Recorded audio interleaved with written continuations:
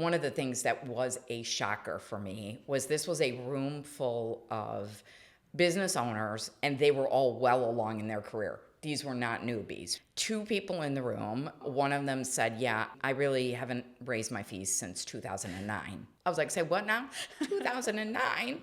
And the other person said, well, I know I could charge more, but my overhead isn't that high. Where do you see us having to do the work around this? It really is looking at the value that you're offering. Every time we've hired a lot of business mentors ourselves over the years, the number one thing they always say is raise your rates. But if your value is not reflecting the rate, you're going to lose that client when the contract ends. Yeah. How do you give more value, but at the same time, you're increasing your rates? And you want to keep it simple. You don't want to have a super complex system or offer because then it's not going to be scalable. You have to find a rate that makes sense within your audience that you're currently attracting. When we first started, our rates were very low and we scaled really slow. The first few years in business, that was our first 6-figure year. Yeah. And it's because our rates were so low. We had to learn to increase our rates, but we also had to get better at marketing. That's the problem that a lot of people are encountering is if they don't know how to market properly, they're attracting not the right audience. When you're doing your paid ads or when you're doing other type of copy on your landing pages, you need to have qualifiers. Like if you're trying to attract 10 million and up companies, it needs to be all on your landing pages and your videos throughout your content, because what happens is if you're running ads on Facebook or Instagram,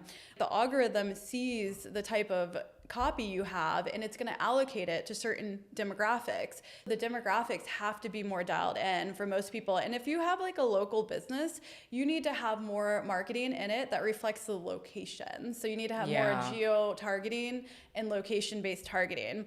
And I think it's just like a lot of things that people are not really quite thinking about. Even for us, we have 2 different primary audiences. We have our entrepreneurs, we have our coaches, but we also have our corporate clients. We have many corporate clients that are in like cybersecurity or real estate or other areas, but we have 2 different ad sets. We have it for the entrepreneurs and then we have it for the corporations. Just really getting clear on what that targeting looks like. Also, not being afraid to just test things. Most of the time, people scratch it completely. They'll have an ad and they're like, it's not performing.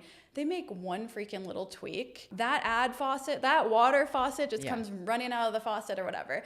So not completely scratching things so fast. People are like, I'm going to just change my whole business model. But what if it's that little tweak that you needed to make within your copy, within your ads, within your creatives, that's going to drive the correct traffic?